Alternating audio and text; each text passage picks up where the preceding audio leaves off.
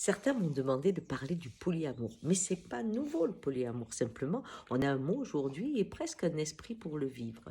En effet, quand nous étions dans le couple qui devait rester jusqu'à la fin du jour, c'était une vision à la fois économique pour avoir un bon foyer fiscal et puis aussi religieuse, hein, parce que ça permet de savoir qui était le père, etc. Il avait beaucoup de raisons pour maintenir cette folie, hein, parce que c'est une folie d'adapter à tous une seule façon de vivre. Pourquoi je dis folie? Parce que la nature est multiple.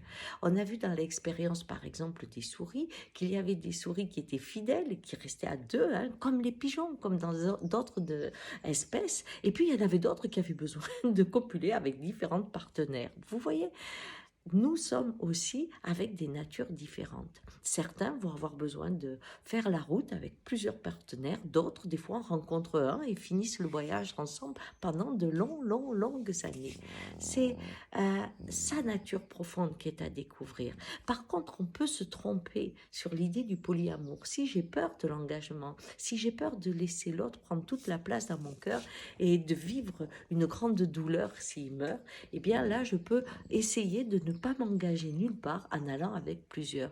Vous voyez, ça c'est différent, c'est une fuite. Mais si votre nature, c'est le groupe, au lieu la vie à deux sur la route, eh bien qu'importe, soyez heureux et honnête dans chacune des relations. Parce que la force, c'est pas la durée, c'est la qualité du lien.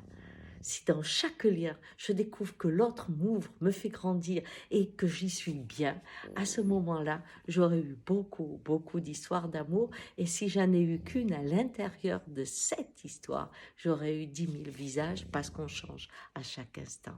Allez, trouvez votre nature, c'est le plus simple.